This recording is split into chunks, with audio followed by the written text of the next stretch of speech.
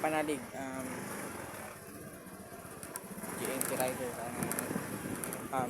GNT Rider tayo ngayon.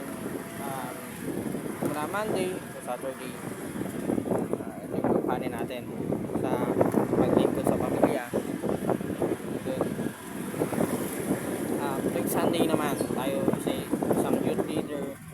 Ayan, kung sino man po ang gusto sumama at magkaroon ng relasyon sa Diyos,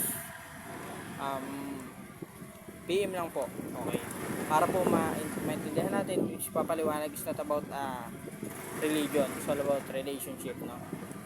Ito po yung gawain natin, ito yung personal growth natin, and then makikita natin yung paglago ng sarili natin, okay?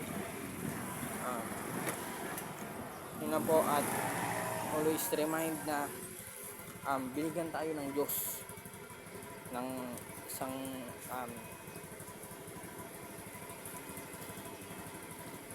binigyan tayo ng Diyos na 6 na araw para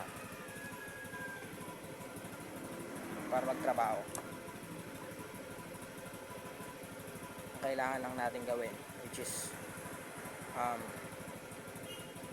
bigay sa kanya yung isang araw para pasalamatan yung mga bagay, kasi humihinga ka eh, okay? Nagkakaroon ka ng libreng hangin or oxygen na walang binabayaran, pero sa ospital magkano oxygen? Pero dahil sa kabutihang binibigay sa atin ng Panginoon, which is nalalanghap niya siya na libre at walang binabayaran. Yun lamang po, at nawa magkaroon po ng parte